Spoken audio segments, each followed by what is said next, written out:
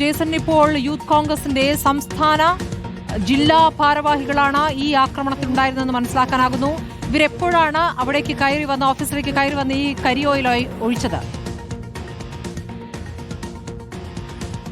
സ്മൃതി, കഴിഞ്ഞ ദിവസങ്ങളിൽ തന്നെ ഇത് സംബന്ധിച്ച ചില സൂചനകൾ നമുക്ക് ലഭിച്ചിരുന്നു. കഴിഞ്ഞ ദിവസം യൂത്ത് കോൺഗ്രസിന്റെ നേതൃത്വത്തിൽ തൃശൂർ നഗരത്തിൽ ഒരു മാർച്ച് നടന്നിരുന്നു. ആ മാർച്ച് അക്രമാസക്തമായിരുന്നു. ആ മാർച്ചിന് റിപ്പോർട്ടർ സംഘം വന്നാൽ ആക്രമിക്കും, അവരെ മർദ്ദിക്കുമെന്ന സൂചന നമുക്ക് ലഭിച്ചിരുന്നു. ഇതിന്റെ പശ്ചാത്തലത്തിൽ നാം ആ മാർച്ചിന് പോയില്ല. കാരണം നാം റിപ്പോർട്ടർ TV അത്തരം ഒരു അനിഷ്ട സംഭവം ഏതെങ്കിലും ഒരു സ്ഥലത്ത് ഒരു സ്ഥിതി ഉണ്ടാക്കാൻ ആഗ്രഹിക്കുന്നത്. അതുകൊണ്ട് തന്നെ ഇന്നലെ ആ മാർച്ച് കവർ ചെയ്യാൻ നമ്മൾ പോയിരുന്നില്ല.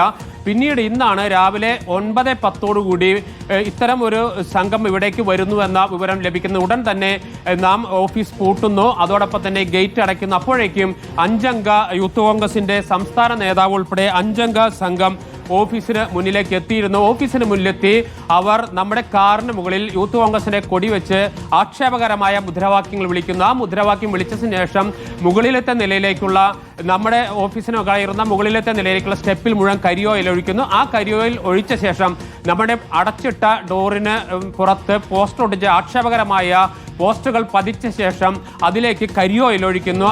ഡോറിനും അതുപോലെ തന്നെ താഴെ പൂർണ്ണമായും കരിയോയിൽ ഒഴിച്ച് മുദ്രാവാക്യം വിളിച്ചു, പ്രകോപനപരമായ മുദ്രാവാക്യം വിളിച്ച ശേഷം അവർ കുറച്ചു നേരം അവിടെ തമ്പടിച്ചതിന് ശേഷമാണ് അവർ മടങ്ങുന്ന സ്ഥിതി ഉണ്ടായത്.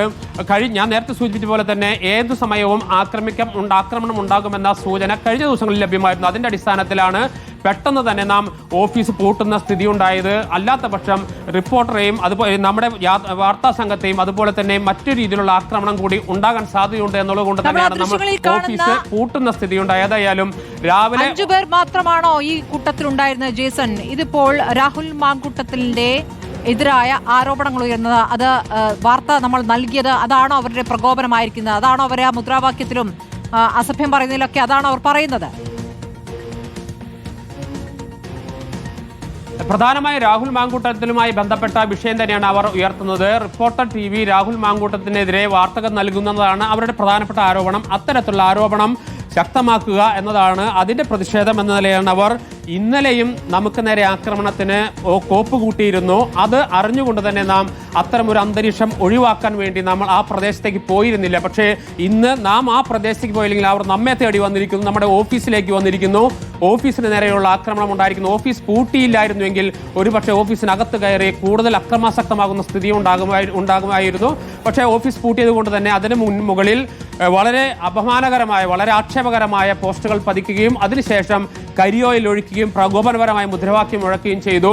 നാം ആ പരിസരത്ത് ഉണ്ടായിരുന്നെങ്കിൽ ഒരുപക്ഷെ നമുക്ക് നേരെയും ഒരു ആക്രമണം ഉണ്ടാകാൻ സാധ്യതയുണ്ടായിരുന്നു എന്നും വേണം വിലയിരുത്താൻ. തീർച്ചയായും ഈ സംഭവത്തിൽ ഏതായാലും നമ്മൾ മുഖ്യമന്ത്രിക്കും DGPക്കും പരാതി നൽകിയിരിക്കുന്നു.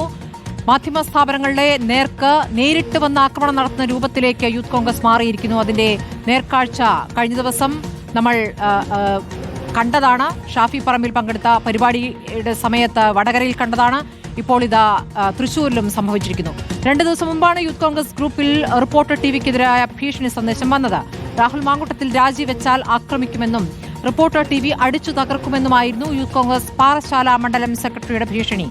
കൊല്ലയിൽ ശ്യാംലാലാണ് ശബ്ദ സന്ദേശം അയച്ചത്. രാഹുൽ മാങ്കൂട്ടം രാജിവെക്കെങ്കിൽ നമ്മൾ 20 പേര് കയറി റിപ്പോർട്ടർ ചാനലിന്റെ ഓഫീസ് അടിച്ചു പൊട്ടിക്കും. അതിനിപ്പോ റിമാൻഡ് ആയാലും കുഴപ്പമില്ല.